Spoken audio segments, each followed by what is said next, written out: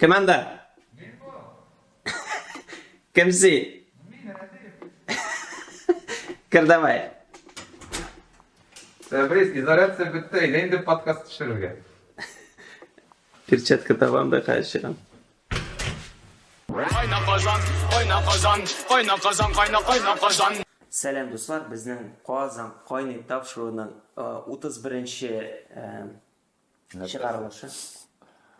Ish ham bir sonlari menga o'ris tilidan birinchi diktant belgilarini esga tushirish, shunga ko'ra ul ozgina ko'ngilsizroq temaga bag'ishlangan. Nechik etib samoizolyatsiyadan biz yortilashqina chiqdik. Ham samoizolyatsiyada narsalar yo'qotdik. Aqlnimi, oqshanimi, aqlmi, oqshami. Tag'in narsalarni de yo'qotuvlar bo'ldi. Shular turida сөйләшәбез.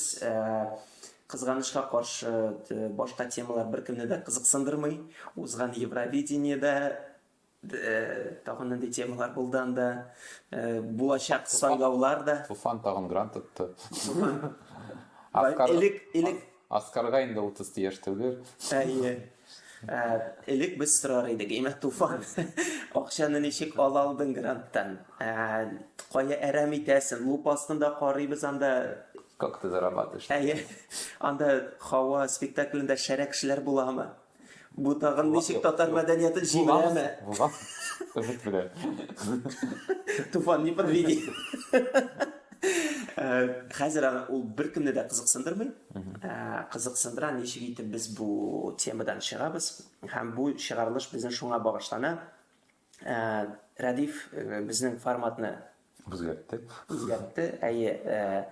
Men de Radifsiz shurada ham Radif mensiz.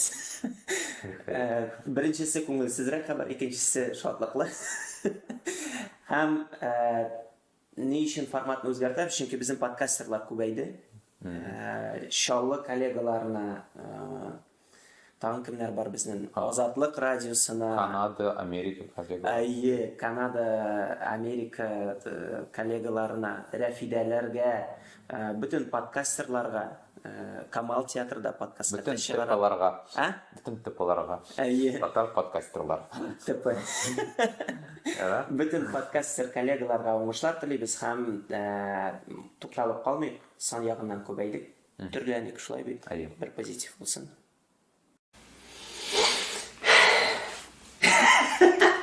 Nechta qo'shib ketdimlar deysiz. Voy, karantin vaqtida eng boshindagina ko'p kishilarga aytalar edi, bizning onlayn bilim oluv mumkinliklari bor. Narsadir o'rgana olasiz, konsertlar qoriy olasiz, nechta shunday tinchlantiruv ukoli yasalgan edi bizga. Lekin izolyatsiya vaqtida shunisi ochiqlandi, bizning kitob o'qirga da, nechta üstema bilim olirga da vaqt yo'q ekan, uyda yotsaqda. Vaqt da yo'q, tilak da yo'q, disiplina da yo'q. Shunisi ochiqlandi. Ham men o'zim beqadr qo'yiraman mana turunda. Chunki nechikdir men o'zim shaxsan kelisincha uyda tinchgina bo'lib, oila bilan bo'lib, nechikdir расслабляться eta bilmaydim. Hozir men ham o'ylandim. Ammo boshqa kishilar nechikmikan? Ular bilim olirga o'zlarini qo'lga olib, o'zlarini erta bilan o'tirib, ustal ortida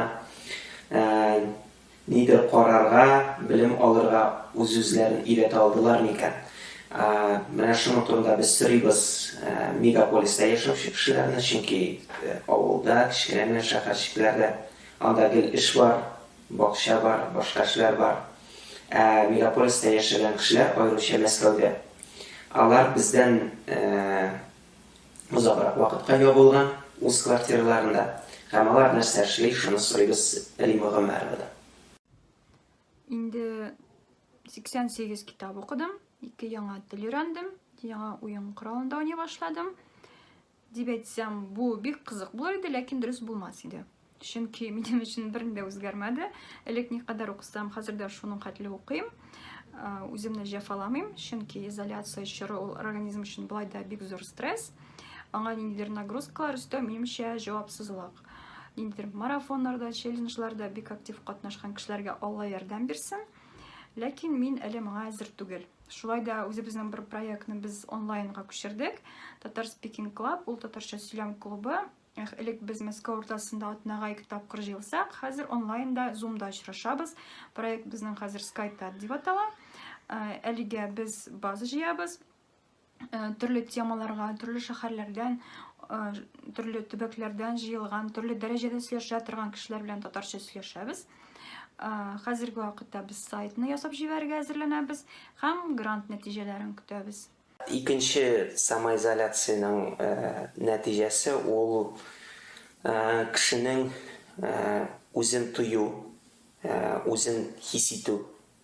Психик яктан баш мие белән ничек ул дуслаша алганмы менә шушындай 4 стенада яшәп төрле хәбәрләр килә һәм без төрле нәтиҗәләр ясый алабыз. Мәсәлән, гаилә эчендә бер-береңгә кул күтәрү күбәйде һәм бу күрсәтеп тора инде кешенең теге стрессны җыелып барылуы. Мин аны үземдә дә дөресен әйткәндә хис итәм, кичкә таба аеруча әгәр дә гаилә бакчага китсә, ничектер менә аерылсак, аймыл булсак, мин үземне бик ялгыз хис итәм, чөнки гадәти тормышта көненә мин кибетчедән алып, анда дусларга кадәр бик күп кеше белән аралаша идем. Һәм искә төшә минем студент чактагы неем, курсовой эшем, ул Дюргеймнең теге үз-үзенә кул салучылар турында иде. Һәм ул әйтә иде, аның төп нәтиҗәсе фәнни эшенең инде шундай калын китабының. Үз-үзенә кул салучылар, алар акылдан язган кешеләр түгел, шундай нәтиҗә ясый ул. Җәй көне күп кеше үз-үзенә кул сала икән. Чөнки бу вакытта аның дуслары, туганнары отпускка китә, юлга китә, авылга кайтып китә, һәм ул шушы социаль связьлардан мәхрүм кала. Һәм мине дә бу тема бик борчый, ничек кеше үз-үзен хис итә һәм менә бу социаль связьлар югалуы белән ничек яши. Инстаграмга ышанырга ярамый. Бу бер, чөнки кеше күрсәтә, ничек мин монда өйдә, менә ашарга пешерәм, мин балалар белән уйныйм анда, гомердә булмаганны әни белән 3 сәгать көненә сөйләшәм телефоннан. Мин бу әйбергә ышанмыйм, минемчә кешеләр психологик яктан авыр кичерә.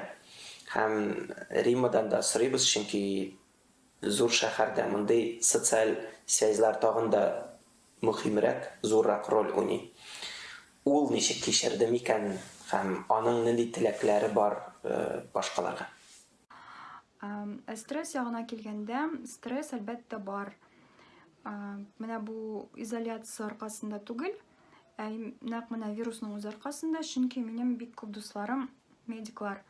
Кемдер шәфкать туташы, кемдер терапевт, кемдер анда медицина хезмәткәре, инженерия, техник мәсәлән.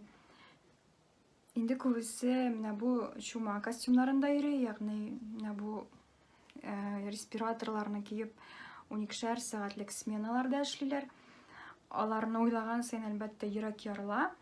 Ләкин мин үземә кичкенә булса да антистресс таптым. Без дуслар белән кичкенә генә челлендж ясап җибәрдек. Ягъни без шу дуслар эшкә теге җәмәгать транспорты белән йөрмәсен, такси белән йөрсен өчен, ягъни менә бу чирне йоктыру, куркынычын киметү өчен без аларга үзебез элекке вакытта эшкә йөргәндә, мәсәлән, юлга күпме туздырыр идек, җәмәгать транспортына, автобуска, метрога шул кадәр акчаны көн саен аларга күчереп барабыз. Ягъни син дус әйдә бүген метрода йөрмә, таксида йөр дип инде. Бу безнең инде 2 айга якын дәвам итә. Безнең өчен дә ничектер күңел тыныч, аларга да әйтүләренчә теге рәхәт булып китә инде, алар турында уйлаучы булгачтан, алар турында искә төшерүче булгачтан, чөнки анда нинди сумма булуы мөһим түгел. Таксига да җитмидер бәлки, ләкин алар турында уйлыйлар, алар турында кайгырталар.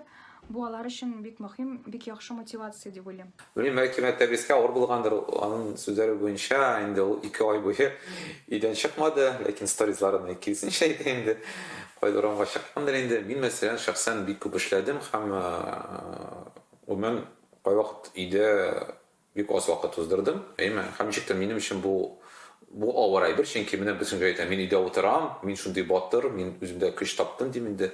Урамга чыкмаска, минем киресенчә беренче яңа проект булган иде. Анда эшкә дә барырга туры килде, мин татарча яшемне дә үткәрергә.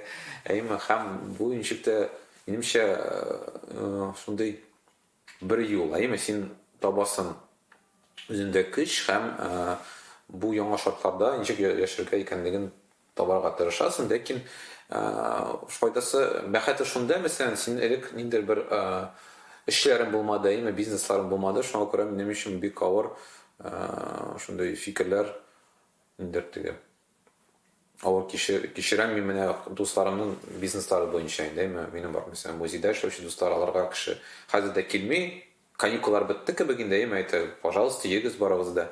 Әмма эшләре ябык, мәсәлән, шул рестораннар, кафелар, хәзер рестораннар ачылса да, бик зур сорау, кеше килми анда хәзер, бирелеп. Чөнки мәсәлән, күп кафелар теге на выноска саталар, ләкин мин күрәм анда бик зур шелтәрдә чират тора, мәсәлән, кабердә бер кашан да кеше килмәде.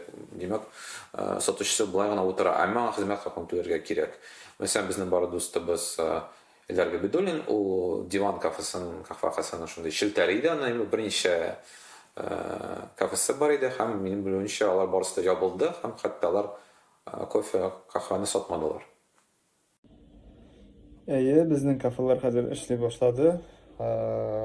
Нәрсәгә без ябылдык, чөнки на вынос эшләргә эшләүдән ниндидер файда юк, анда барыбер ниндидер тиеннәр генә төшә инде.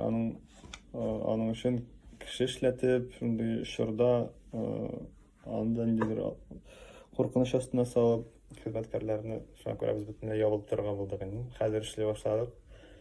Шәһәрдә барыбер кеше әз йөри, парктагы кофейня ничек эшләгән иде хәзер. Шул элекке режимга кайтып килә инде әкренләп.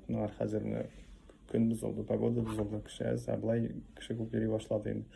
Хәзер кешеләр теге өйдә утырып сагындылар һәм паркларга, тышларга чыга башладылар. Шуңа күрә үз тәртибенә әкренләп кайтып килә сыман. Тагын бер яңалык инде безнең өчен менә бу үзәрәтсә вакытында бик күп итеп онлайн концертлар узган иде. Хәтта, белмим, һәр көнне ниндидер бер яңа татар эстрада җырчысы беренче тапкыр үзе өчен дә татарча җырлады. Ни кызганыч, аннары соң русча җавап бирә иде. Кем өчен аңлап бетермим. Чөнки комментарда укыйсың да кеше аңламый, нигә нинди җырлар бу һәм нинди кеше бу гомумән. Теге рус аудиториясе зур булмаган инде. Ләкин менә күренә инде, гомумән хәзерге вакытта Татарстан трендын үтеп теле турыс теле.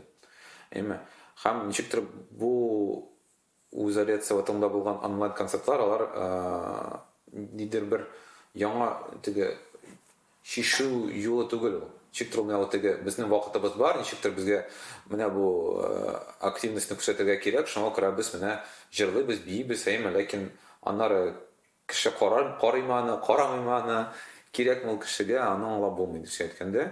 Һәм мәсәлән без кайбер кешедән сорадык, алар әйтәләр, мәсәлән, мин бер концертны карадым, ике концертны карадым, күптән теләгәнне, ләкин аннары ничектер мин аңладым, монда бер инде яңа эмоция булмастыр инде, чөнки бездә VR күзлекләр әле чыгарылмаган, ләкин мин мәсәлән дискә барар идем кайбер концертларга, анда яхшы тавыш, теге мотор компания, һәм син анда мәсәлән шул күзлекне киеп бийсең белмидер бүлмәдә, аннары азакта үзенең диванына бәреләсең дә шул итеп концерт бетә.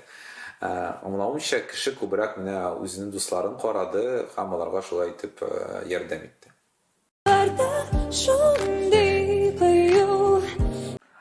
Беләсең, менә мин шул файданы күрәм инде, кеше лекинчектер менә беренче эшләмәде кебек, күренми иде инде эшләре. Хәзер мәсәлән без хәтта күрәбез, Америкада нидер алар флешмоблар үткәрә башладылар, анда ни шигырьләр алар укыйлар, мәсәлән пешерәр, чыгарар, ягъни күренә сизә башлады, анда тормыш бар икәнлеген мин күрмәдем. Бәлки мин ул теге төркемнәрдә үзем теге кермәгәнем, карамадым димим, ләкин күренә мәсәлән кеше сөйләшә башлады, ничек тә офлайн, онлайнда аралаша башлады. Менә шундый файданы күрдем мин. Ничек тә Охват үсте Ай-яй-яй. һәм ул охватка син дә керә Һәм башладың. ничек тә менә шул бердәмлек, инде теге менә бөтен җирдә без барыбыз дип инде ул сизелә башлады. Чөнки безнең ниһаять бер уртак проблема барлыкка килде. Без барыбыз да бер үк хәлдә, кайвакыт әлбәттә кемгәдер акча бирәләр, кемгә акча бирмиләр, кемдер анда урамга чыгармыйлар, кемдер смс җибәреп утыра инде, ләкин менә бер тема таба алды бездә. Ничек тә менә ул Берләштерәләр. Ну, ярдәм бер-берсенә ничектер кеше ярдәмләшә, шул сизелә. Ярдәм итә һәм Элеккечә теге кебек ничектер көнләшеп карамый нитми. шуңа күрә карарбыз. Ничек бу җеп чыгар, син менә сорау биргән тиштен оттым. Гомумән ни өчен самоизоляциядан чыгу темасын алдык һәм сине бу ничек борчый? Чөнки минемчә син аны сизмәдең. Ну, мин сизмәдем дип инде сиздем, чөнки минем дә синең дә эшең кеше белән аралашуга бәйле. Без ни кызганыч IT-да да эшләмибез, белмәм дә, ну, юк анда безнең сферада теге маркетплейслар да ачмадык нигәдер, белмим. Шуңа күрә минемчә эш күп булды, ләкин менә ул нидер бер киптерә белән бәйле булды. Менә яңа киптер ничекларны үзенә җайлаштырырга, ничекларны үзенә файдага инде, бу бер нәрсәгә, ничек менә бу яңа диварлар кеше арасында. Шуңа күрә дистанцияны ничек сакларга дип инде. Шуңа күрә менә минемчә тип өйдә утырып булмадыдыр инде дөрес әйткәндә, ләкин минемчә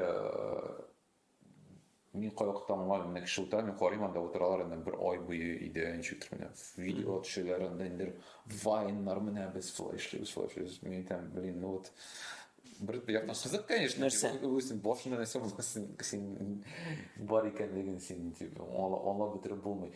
Һәм минем өчен бик теге день X, инде ул 2 май, кайчан әйттеләр, все чыгасыз, иреккә теге Товарищи, война закончилась, все свободны дип инде.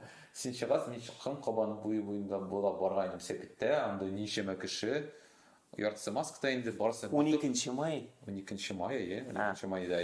2 май дип ишетәм. 12 майда барысы күлмәк, матур күлмәкләр киеп, бәйрәм кебек җиңү көне шулдыр булгандыр инде.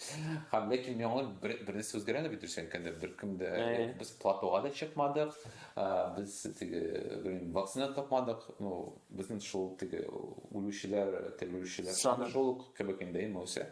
Шуңа күрә минемчә монда бераз белмим, ну кыз карабыз нәрсә булачагын. Син әйтмәкче буласың, рефлексия кирәк. Рефлексия да бераз мин менә кеше әйтә идем, менә кибетләр ачык, ләкин кеше керми. Ну сез соратыгыз бит ачырга ачтык, менә пожалуйста. Ну кеше йөрми сюда. Димәк хикмәт шунда тулмады, әлбәттә хикмәт шунда. Беркем дә әйтмәде, ничек менә хәзерге тормышта ничек яшәргә. Ничек җайларга? Әйе, бәлки монда бит әйбер түгел, теге нидер бер вируста. Сез безгә шундый шартлар куйдыгыз хәзер. Сез безне инандырдыгыз. Шу маска чыгарга ярамый. Һәм син хәлдә уйлыйсың, киргә кирәк монда ярамый маны. Нәрсә өчен кирәк киясаны. Полицейский кеше үз файдасын өчен файда. Үз сәламәтлеген өчен дип инде. Шуңа күрә менә аңа ничектер җайлашлары кирәк, һәм минемчә бу әле берничә ай дәвам итер. Карантиндан соң тормыш ничек булыр? Ну менә ансын ну үз тәртибенә әкерле барыбер кайтачак инде. Минемчә бик тиз онытылачак бөтенләй бер әлеге асыннан ниндидер кризис башланачак дип дисәде, кризис кешенең акчасы юк. Беренче айдан гына билгеле булырга мөмкин шул. Һәм аның ниндидер тискәре бик каты нәтиҗәсе булачак дип минемчә. Шул. Һәм мин беләсезме, мәдәни теге мәдәният өлкәсен күзәтеп бара. Хәзер минемчә анда ниндидер шундый истерика сизелә. Белмим, бәлки бу минем күрәсе килгән әйбер микән. Ниндидер беләсезме, нәрсә эшләргә кирәк. Безгә булай гына утыра алмыйбыз. Шуңа күрә миңа ләгә, мәсәлән, Әлмәт театры артисты утыранда заказ буенча җырлар җырлый онлайн. Инстаграмда кичә генә карады.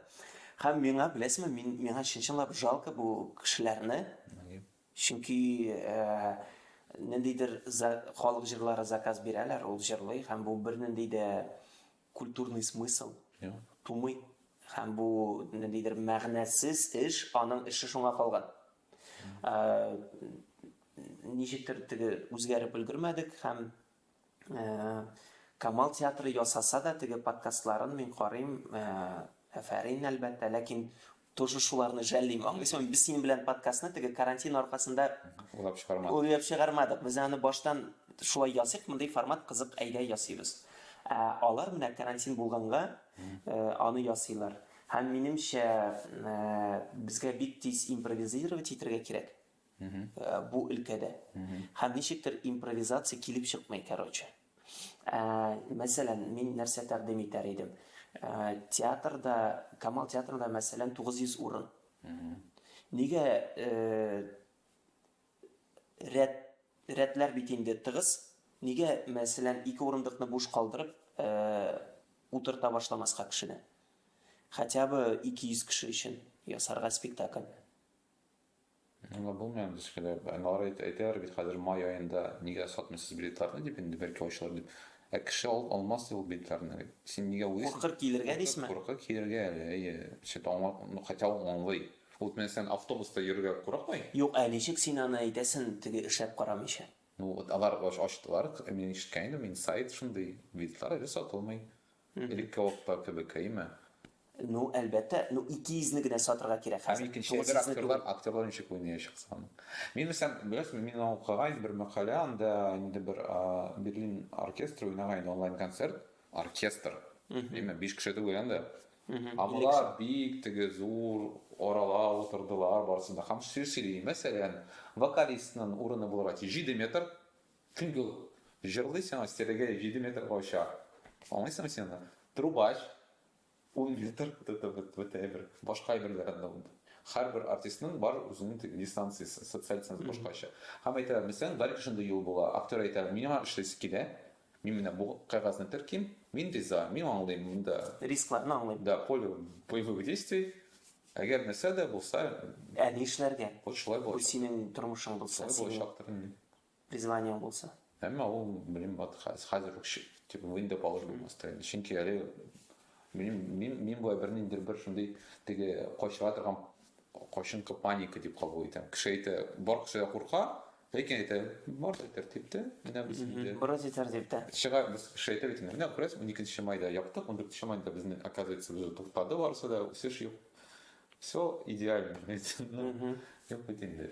Ышаным сезгә. Вот әгәр дә кайчан ишектер менә барысы да грипта кебек, гади грип кебек без аңларбыз. Гөмбә. Әйе. Шундый файралар син. Подберезовик. Опасность или что? Әйдә күчикмәсен. Әйдә. Ну, калтырга кирәк. Так, урамга чыктым. Давай, вот икенче тема безнең. Да? 12 май. Минемчә, анары Урам темасы. Икенче анары тарихта ул шундый калыр нидер бер 9 май булып бәйрәм, 12 май бәйрәм булачак. Иреклек, иркенлек бәйрәме. Ничек син аны вот нинди икән? Ничек уздырдың? Ничек уздырдың син? Беренчедән теге мин аны башладым. 12 май ул дүшәмбе иде. Мин точно хәтерлим, 12 май ул дүшәмбе иде. Мин беренче чыктым смссыз нисез якшәмбе көне. Легавыйлар безне пахрыймы, юк? Всем правым передаю. 116 регион. И безнең монда бит скейт-парк или ничек атала? BMX парк анда төзиләр, Extreme парк төзиләр зур гына Millennium астында. Һәм мин аны карарга булдым. Алдым сәпит, алган идем сәпит, гараждан алып кайттым. Һәм анда да мин алып кайтканда 9 май иде. Анда мине сәмәсәле җибәргән идем. Инде якшәмбе көне мин уйлыйм, беркем дә хәр тикшермәс, чынлап та полиция юк иде урамда. Инде беләсең, минем хис иде шундый, бетте. Дүшәмбедән. Һәм чыкканда барыбер теге сизәсең, менә смс китмәде, или анда килде, туктатсалар, нитсәләр, барыбер курку бар. Шундый курку китте, якшәмбе көне үк әйләнеп кайттым, 1-2 сәгать карап. 12 май мин аны отметил дип әйтим инде, билгеләп уздым. Күптән паркларда булганым юк иде. Бик каты сагындым. Бардым Ширек күлгә. Анда бик күп кеше беренчедән. Ширек күл янында буш урамнар, не юк, машиналар юк бит инде хәзер азрак. Элек парковкада куерга урын юк, хәзер парковкада яшьләр анда кальян тарта иде, багажникларын ачып. Мин уздым паркка, паркта йөрүчеләр бик күп, су буенда элекеге кебек үк түгел. Шунысын әйтергә кирәк. Димәк, элекесеннән 2-3 тапкыр бәлки кеше азрактыр. Ләкин кеше бар иде. То есть свиданиягә килүчеләр, хотя теге әле дә ябык бит паркның 12 майда, кстати, ачмаганнары иде әле теге арканы. Аркада киртә тора иде. Ләкин теге әйләнеп узырга кирәкме иде, уртадан кирип теге китеп була иде. Бардым кофе эчәргә серфка, монда Кремлевскийда. Ул, кстати, ул беркайчан да ябылмады әйтергә кирәк. Һәм кай вакыт миңа теге әз генә смена обстановки кирәк булса, мин шунда барып килә идем. Ну, карантин бітті десәләр, бездә бит әле бетмәде. Безнең инде бар шундый грандиоз планнар. Дус кыз белән улдак таныштан машинага утырабыз да, 200 километрны ярты көн эчендә бәреп, кайтып җитәбез. Анда бакчага кирип бәрәңге утыртабыз, бәрәңге утыртылган булса, аны күмәбез, картын җүплебез анда, сүнгә суккырга сикерәбез. Yüzә белмәсәм дә. Ләкин бу әлбәттә ниләр генә, безнең хыяллар гына, чөнки карантин бетте дә, вирус китте дигән сүз түгел. Ул дистанцияны барыбер әзләп булса да сакларга кирәк. Мин үзем менә бу карантиннар, изоляциялар башланыр алдыннан авылда идем, ягъни мин март ахырында ашыга Мәскәүгә килдем. Мин килү белән менә бу ниләр самолетлар ябылды дияргә була, шәһәр аралары. Моның өчен шәхси сәбәпләр бар иде, мин шуңа авылда калмадым, кала алмадым. Калган чиракта бик күңелле булыр иде әлбәттә, чөнки хәзер бөтен шәһәр кешесенең хыялы ул авылга кайту, шунда чыкынып, казынып яту. Хәзер бөтен теге баристаларда, менеджерларда, SMM-щикларда, коучерларда аңладылар. Авылда тормышның чыганагы, авылда бөтен рәхәт, бөтенесе дә шунда җирдә казынып, түтәлдә яшелчәләр үстереп яшәргә әзер. Чөнки илдә кризис булачагы инде билгеле. Менә шушы авыл халкы утырткан бәрәңге, икмәк шул гына саклап калачак безне быел. На самом деле яшьләр күп иде, олылар вообще практически юк иде. Яшьләр минемчә әз генә башкачарак карый бу темага. Ну, миннән яшьрәкләр аеруча инде 30 яшькә кадәр белән. Минемчә алар гомумән теге әйтәләр, типа, әйе бар. Нәрсә эшлисең инде хәзер менә безнең барыбер йөрисе килә, аралашысы килә. Чынлап та шундый безнең матур чакны ничектер өйдә үткәрәс килми, беләсезме? Һәм менә шулай уздырдым. Минем бер дустым бар, кем туганым инде. Кем бик каты курка иде, менә шул полицейский киллер сорар, СМС дип шундый курка иде. 12 майдан ул аның ничектер отпустил, теге полициядән курку.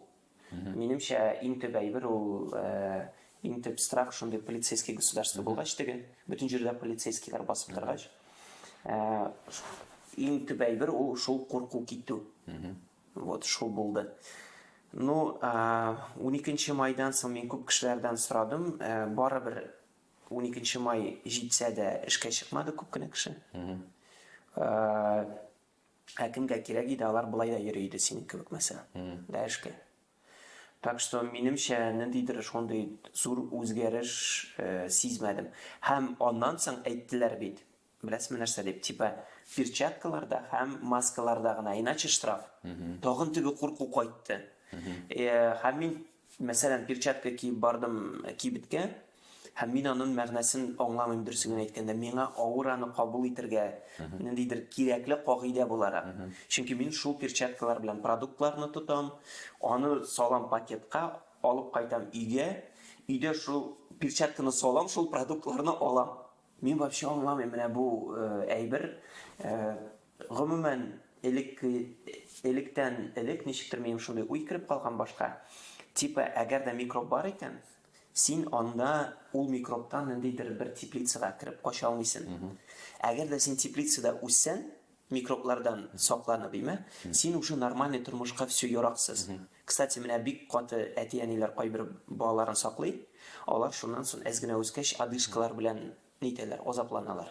То есть теләсә кайсы микроб аларның теге эштән чыгара организмын. Һәм минемчә бу очракта да ничектер беләсезме, может шундый куркыныч әйбер әйтәмдер. Ләкин минемчә безгә теге барыбызга да авыртырга әзерләнергә кирәк. Ниндидер формада. Һәм менә бу бу әйбер белән яши башларга.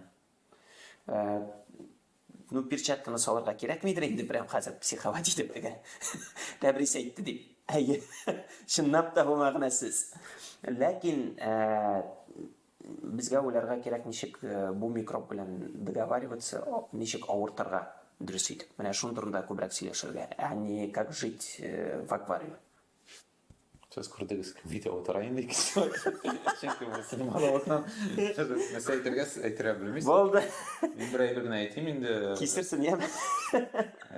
Монда күренә, насколько минем отчаянная ситуация. 12 майда үзенкенә миңа бер сериядә әйбер бөтен минем коллегалар эшкә чыкты, миңа бер нәрсә әйтмичә. Шулай. Мин килдем эшкә, анда шултыра. Һәм нәрсә дә беләсезме, ишектер менә бераз моңсу иде, менә мин ял итмәдем дип инде. Башка кеше өйдә утыра иде, сериаллар карап, син кайда йөрисең да, МТСлар оештырасың, шул укыйм, тегендер китаплар язасың, видео курслар эзлисең. Кайчан менә шул көн иде, кайчан син ярый дип инде менә карыйм әле бер. Тыныч кына утырыйм. Доктор Хаус, наконец, 8-нче сезон карап утырам дидем. Юк, андай бер булмады. Һәм минемчә менә бу әйбер нәрсә дә ярый, нәрсә дә ярамый. Вроде ял көннәре түгел, вроде күзәйзәтсә югны син өйдә утыр. Минемчә бөтенләй башка шундый, Режим бозылды. Режим бозылды. Әймәле, хотя бы аңлашылайды. Урамга чыкмыйсың, сен утыр, өйдә утыр.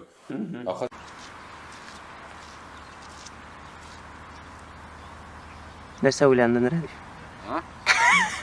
Нәрсә моңсуландың? Подкастның урам өлешен яздырабыз, Рәдиф. Урамга чык. Нигә чыктың? Безнең теге мин үземне хис итәм. Ниндидер җәнлекләр артыннан күзәтүче бер галим буларак. Давай әйт, нәрсә күрәсең? Ничек сиңа мондай тормыш? Кызлар йөри. Егетләрдән дә бар. Кемгә нәрсә кызык, шул нәрсәне билгели. Гомумән Казанда якшәмбе көне бар, кеше бер кайчан да күп булмады. Ләкин мин үмитләнәм, бәлки мәсәлән хәзер кешегә бирделәр, яңа мөмкинлекләр чыгарга ярый дип. Бәлки кеше урамга чыга башлар.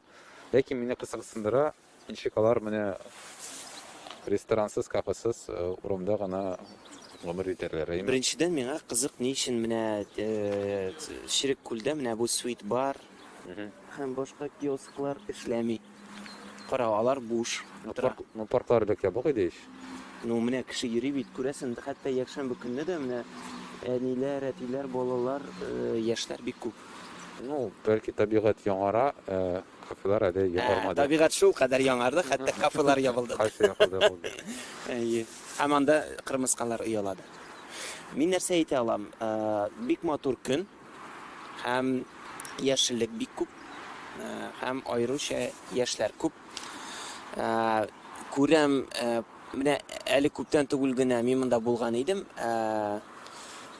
Ялгышамы юкмы, Рәдиф, дөрес күрәм, менә тегендә балалар мәйданчыгы ничектер лента белән чорнатып алган. Билсә, бер дә сәнгәдә кешеләргә паркларда уйнарга йөрергә ярый. Әмма мәсәлән, теге ишек алдында яисә паркларда булган балалар мәйданчыклары, алар ябык. Һәм шул ук вакытта бездә хәзер балалар бакчалары ачык. Янсы Логикасы, мантыгы аша юк монда. Сәер. Чөнки без беләбез, балалар ничек аралаша, аларның бер социаль дистанция, хәтта белмим анда. Балалар уенчыкны ялап бетерәләр, менә сиңа хәзер син дурак дип инде. Ничекләрендә күзәтеп торалар, шаклашалар, Сушалар. Кара, бер генә нәтиҗә ясап була. Шәһәрме, республикамы, Мәскәүме, хакимият гомумән импровизация әзер түгел. Вот. Беләсезме нигә импровизация әзер түгел? Чөнки әйтәләр, 20-нче еллар кайтты безгә. Аның бөтен әйберләре. Беренчедән ул эпидемия. Элек булган эпидемия. Икенчедән финансовый кризис. Һәм кеше гадәттә сорый, ярар, 20-нче кайда джаз? Кайчан джаз кире кайтыр? Менә, пожалуйста, джаз. Шунда импровизация була иде. Менә ТССРның 100 еллыгы дип әйттеләр, менә накликали бит. Чынлап, Сәпиттә йөриләр кешеләр бик әйбәт. Кара, кешеләрнең маскалары юк име? Мин монда полицейскийларны күрдем. Беләсезме, менә бу шәһәрнең бу өлеше буенча бернинди дә нәтиҗә ясап булмый. Дөресен әйткәндә. Монда әзрәк башка дөнья. Монда легавыйлар бик итәгатьле. То есть сине бер кайда өстерәмәячәкләр, чөнки монда гына УВД, МВД, ФСБ, анда бөтен силовой структураларның офислары. Монда итәгатьле генә сиңа әйтәләр. Кай вакыт мин мәсәлән 30 майда Сәпитне алып кайтканда, берсе бер туктатмады, сорамады, каян син Сәпит белән барасың, СМС-кан бармы? Мин 2 сәгать, кстати, кайттым. Һәм бер кеше дә туктатмады. Һәм шуңа ниндидер нәтиҗә ясау кыен. Бәлки бездә монда үзәктә артык бәйләнмиләрдер. Ә менә күп катлы спальный районнарда минемчә халыкка әзрәк мөнәсәбәт башка. Дуслар, сезнең районда ничек хәлләр? Кстати, комментарий языгыз. Кем кара бетерә ала? Сабыр итеп язгыз әле чынлап. Хәтта языгыз, хәтта әгәр дә сезнең теге телефоннарыгыз бездәннекеннән яхшырак булса, видео, комментар яздырыгыз, бин шәпләрен. Бәлки Telegram каналга чыгарыгыз безнең адресларны. Без анда аны чыгарыбыз, чөнки безнең беләсе килә. Чик кеше гомән яши. Бу өлешен кисеп тәгәр үзенә. Вот. Урамга чык, менә өйдә бер төрле дөнья күренә. Чөнки син укыйсың хәбәрләр. Син ничектер шул дөньяда, име? Урамга чыккач, бакчага баргач, ничектер дөнья башка кебек тоела. Бу яңгырмы, Рәдиф, син масканы салдымы? Яңгыр. Яңгыр башланды. Тагы нинди теманы сөйләшәсең килә син? Просто мен сен урамга чыгарасы килет. Парклар турында давай сөйләшик әле. Хәзер Гомумән парклар һәм иҗтимагый урыннар ул Татарстан, Казан өчен шундый якорный тема дип әйтәләрме? Типа бу визитная карточка. Горурлык, визитная карточка. Һәм бу дирекцияларга, ниләргә, аларга һәр вакытта да нәрсәдер уйлап табырга кирәк хәзер. Чөнки парклар просто ачып кына булмый. Монда булган бөтен функционал, ул бит ясалган менә бу перголалар, менә бу утыргычлар, алар уйланып эшләнгән. Монда нәрсәдер оештырыр өчен, анда киоск янында өстәл урындык куер өчен. Һәрбер урынның үз функциясе бар, һәм ул функция эшләми булып чыга. То есть әле генә ясадылар, һәм кирәге юк булып чыга. Алай булмасын өчен менә нәрсәдер уйлап табырга кирәк. Нәрсә уйлап табып була? Минем шәйбәт булыр иде паркларда менә бу концертларны оештырырга. Чөнки кара, залда син просто уже теге китти инде кызларың. башка килде. Мәсәлән, залга килеп утырасың, и по-любому син гардеробтамы нидәме очрашасың, шулай бит? Ә монда син яңгыр ява башлады. Ә монда син бер-береңнән ерактарак басып тыңлый һәм карый аласың. Нигә әле бу преимуществоны или бу чикләүләрне шундый өстенлеккә Минемчә, иң уңайлы юл бик популяр булмаган кешенең игътибарын җәлеп итмәгән музыкантларны чакырып, аларның концертларын ясарга. Шуңа күрә кеше дә күп килмәс, ләкин бераз теге тормыш җанланыр. Но минемчә монда башка илләрнең тәҗрибәсен өйрәнергә кирәк. Москва төшә. Тәҗрибәсен карарга кирәк. Мин аңламыйча монда кеше урамга чыга икән, ул үзенә җаваплылык ниндер ала инде, әйме җаваплылык, күбрәк теге үзе җавап тота инде, әйме үзенең хәленә. Шуңа күрә мәсәлән мин укыйдым Германиядә, мәсәлән бөтен кеше кая җыела икән, аны адресын, телефонын җыялар, әйме дигәннәр билгеле булсын дип инде. Минемчә җыела, бар. Син керәсең мәсәлән ачык паркка, бездә андый хәлләр юк бит инде, ачык паркка, мәсәлән сыра эчәргә. Таныш әйбер. Һәм сен алар телефон, әгәр дә кемдер менә бу барда, ачык барда авырса инде, без беләбез мәсәлән. Кем белән контактта булган иде. Шундый күзәт. Кем булган, телефонны шалтыраталар. Бәлки мәсәлән кеше мәсәлән кайчан ул ерак китми, бәлки ул мәсәлән кайда утыра. Әйме без әйтә алабыз, без сәхнә янына киргә якынга киргә ярамый да, ки сез менә монда утырып җырлый аласыз аны. Әйме? Урындыкларны Урындыкларны карап куясың. Ничектер, белмим, минемчә ул просто үзгәрер. Башта син кагыйдәләрне көтәсең, аннары ул кеше кагыйдәләргә ияләшә. Ул бездә кеше кагыйдәләр ярата инде.